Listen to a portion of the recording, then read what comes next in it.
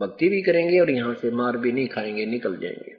तो क्या बताना चाहते हैं कि परमात्मा पूर्ण ब्रह्म हमारे पाप कर्मों को विनाश कर देगा, फिर हम सतलोक जा सकेंगे। और यहाँ का विधान है कि जैसे कर्म प्राणी करेगा जो वही भोगने पड़ेंगे। पुण्य के लिए स्वर्ग में और पाप के लिए नरक में, और रहना पड़ेगा काल की जेल में।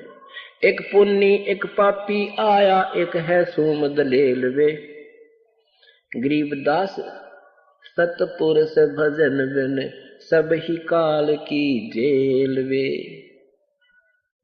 एक पुण्य करने वाला है, बड़ा धार्मिक व्यक्ति है, बहुत अच्छी बात है। एक पाप ही पाप कर रहा है, और एक कति कंगाल सूम सवनी दान नहीं करता।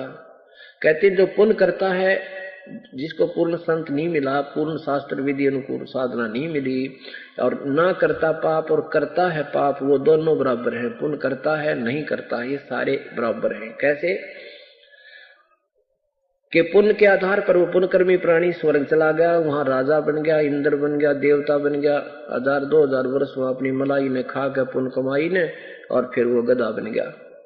फिर और एक पाप कर्मी है, वो नरक में चला गया, वहां नरक भोग कर अपने पाप कर्मों को वहां भोग कर खाली होकर आ गया, और पुण्य कर्मी वह पुण्य भोग कर खाली होकर आ गया। दोनों रह गए काल की जेल में। एक पुण्य एक पापी आया, एक है सोम दलेल वे, गरीबदास सतपुरुष भजन बिन, सब ही काल की जेल वे। और इस भगवान के चरणों में आने के बाद आपको यहाँ भी ठाठ है, घर में भी सुख, शरीर में भी सुख, और सतलोक में तो सुख है सुख। भक्ति बिना नरखर एक हैं, जिन हर पद नहीं जान्या, पार ब्रह्म की परख नहीं रे, पूज मरे पाषाण। भक्ति भी करने लगे, देखम देखा लगे हुए हैं अनजान संतों के आधार से, फिर ये पत्थर पूज कर मर गए, शास्त्र विरुद्ध साधना करते रहे। पार ब्रह्म, एक परब्रह्म होता है, एक पार ब्रह्म, एक ब्रह्म। ब्रह्म ये ज्योति निरंजन काल है, जिसके 21 ब्रह्मांड है, और परब्रह्म ये 7 संग, इससे नेक्स्ट भगवान दूसरा 7 संग ब्रह्मांड का मालिक ये परब्रह्म है। और पार ब्रह्म कहो चाहे पूर्ण ब्रह्म कहो, वो पूर्ण परमात्मा सतपुरुष है। पार माने सब तरह पार, परला पार, सबसे परला पार, सबसे परले पार, ऊपर सतलोक में वो परमात्मा पार ब्रह्म है, वो सतपुरुष है। तो क्या कहते हैं, भक्ति बिना नरखर एक हैं, जिन हर पद नहीं जान्या, पार ब्रह्म की परख नहीं रे, पूज मरे पाषाणा। सथावर जंगम में जगदीश में, व्यापक ब्रह्म बिनानी, निरालम न्यारा नहीं दर्शय, भुगते चारों खानी। तुम एक पत्थर को ढूंढने पूजने जा रहे हो मंदिर में, फिर तो परमात्मा निराकार शक्ति सब जगह व्यापक है उसकी। अब देखो सूर्य का प्रकाश सब जगह गिर रहा है, और इस सूर्य के प्रकाश की तलाश अंधा आदमी, और कोई तो पहाड़ पर पूजन जाको लगा थोड़ा गर्म गर्म सा यहाँ पे, अरे पे नादान कहेंगे, तो वो तो सब जगह ही है। उससे ऊर्जा ग्रहण करने का जो तरीका है वो ग्रहण करो, फिर उसकी ऊर्जा प्राप्त करो। जैसे आजकल ये सौर ऊर्जा का इंस्ट्रूमेंट बना हुआ है, उसने छत पर लाले कितना धर ले उसको, वो उससे ऊर्जा प्राप्त हो जाए। ऐसे सत भक्ति रूपी ऊर्जा ग्रहण करने के लिए एक इंस्ट्रूमेंट जो वास्तविक होता है वो लगाइए, अर्थात ये सत भक्ति कीजिए, प्रभु वाली शक्ति का लाभ लीजिए। सथावर जंगम में जगदीश में, व्यापक ब्रह्म बिनानी, निरालम न्यारा नहीं दर्शय, तुम भुगते चारों खानी। तोल न मोल वजन नहीं आवे, अस्थिर आनंद रूपम, घटमट में तद से तीन आरा, सोहम सत स्वरूपम। बादल छा ओस का पानी, तेरा ये उन्माना।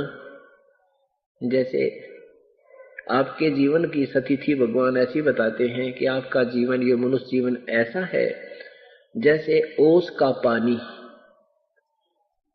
ओस कहीं पत्तों पर गिरी हुई होती है तो वो थोड़ी सी देर का मेहमान होते हैं, घंटे के बाद उसका पता भी नहीं लगे कहाँ गया वो ओस का पानी। और बादल की छां, एकदम तो बादल ऐसे छाए दिखेंगे, दिन की रात बना देंगे, और 1 घंटे के बाद पता ना कहाँ गए, निशान भी कोई नहीं। ऐसे ही परमात्मा कहते हैं पानी केरा बुदबुदा आसमान उसकी जात, देखत ही छुट जाओगे जो तारे प्रभात। क्या बताते हैं परमात्मा के साथी हमारे चले गए, हम भी चालन हारे, कोई कागज में बाकी रही ताते लगी है वार। कि कोई कागज में बाकी है इसलिए तुम न सोच रहे हो हम इब्बा को ना मरे, अपनी मृत्यु इब्बा को ना। जो बेचारे जाते हैं किसी कार्यवश यात्रा कर रहे होते हैं, शीघ्र ही वापस आना होता है और रास्ते में दुर्घटनाग्रस्त हो जाते हैं, जीवन से हाथ धो बैठते हैं। क्या वो ये सोचकर गए थे कि हम नहीं मरेंगे? वो भी यही सोच रहे थे हम अभी नहीं मरेंगे।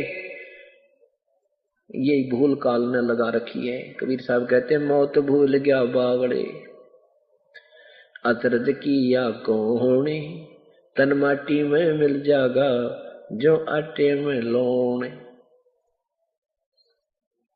कि मौत को भूल के तेने जुल्म कर रखा है, इससे बड़ा अचरज और कुछ नहीं हो सकता। एक बार पांचों पांडव वन में घूम रहे थे, प्यास लग आई। ये एक शिष्टाचार होता है कि छोटा भाई जब होता है वो सभी बड़े भाइयों की सेवा करता है, प्रथम कर्तव्य के लिए वो चल प्रस्थान करता है। पहले सबसे छोटा भाई जा नकुल, फिर सहदेव। तो वहां एक तालाब से पानी लेने के लिए गए तो तालाब से आवाज आई कि पहले मेरे प्रश्नों का उत्तर दीजिए और बाद में जल प्राप्त कीजिए। उन्होंने परवाह नहीं किया कि प्रश्नों के उत्तर दूंगा इतने भाई मर जाएंगे प्यासे, बहुत प्यास लगी है।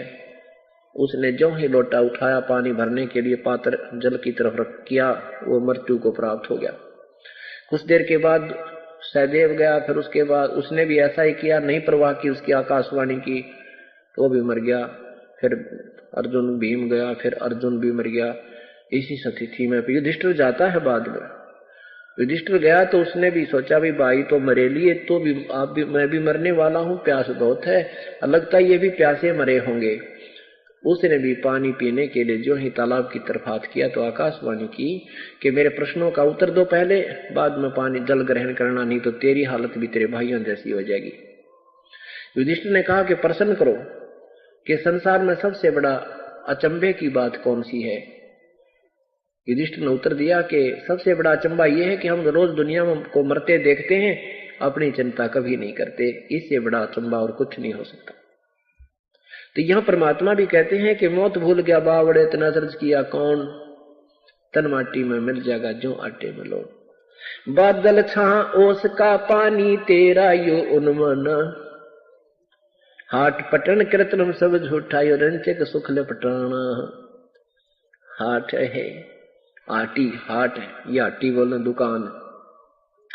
पटन अगर तुझे ये नगर तू अपना मानना, मैं उस गांव का हूं, यो मेरा शहर है, ये मेरा राज्य है, कहते हैं ये तो झूठा सुख लिपटाना, रिंचक सुख लिपटाना।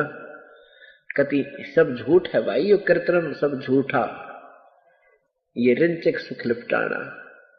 तुझे यहां फंसाने के लिए ऐसा था, तुझे सुख नजर आ रहा पर ये सुख है, सुख नहीं है।